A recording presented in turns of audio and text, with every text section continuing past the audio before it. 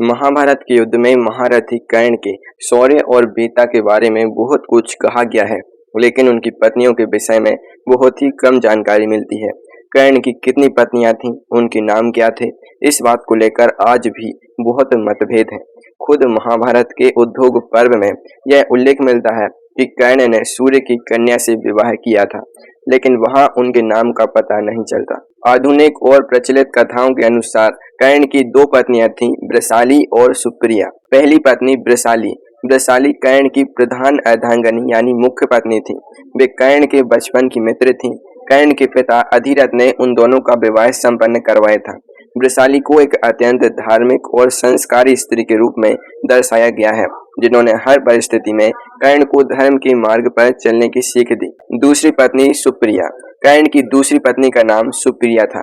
सुप्रिया दुर्योधन की पत्नी भानुमति की घनिष्ठ सहेली थी।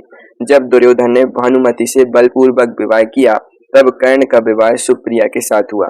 शुरुआत में उन दोनों में गहरी मित्रता थी, जो बाद में प्रेम और विवाह में बदल गई। कर्ण और उनकी पत्नियों से उन्हें 9 पुत्र मिले, जिनमें वृषसेन, सत्यसेन, सुसेन और प्रसेन प्रमुख थे। तीसरी पत्नी उर्वी।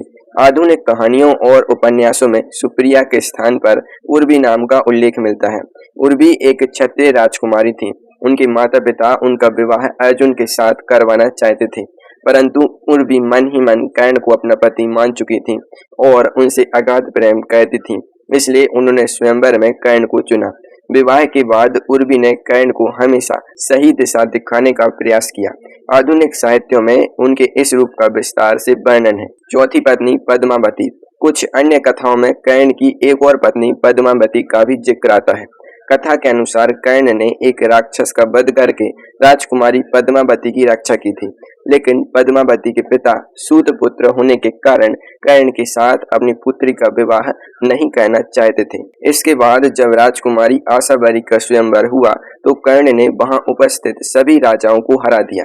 आशावरी अपने पिता के प्राणों की रक्षा के लिए कर्ण से विवाह करने को तैयार थी, परंतु कर्ण जानते थे कि पद्मावती उनसे विवाह करना चाहती हैं, इसलिए उन्होंने आशावरी के स्थान पर पद्मावती से विवाह किया और उन्हें अपने साथ ले आए।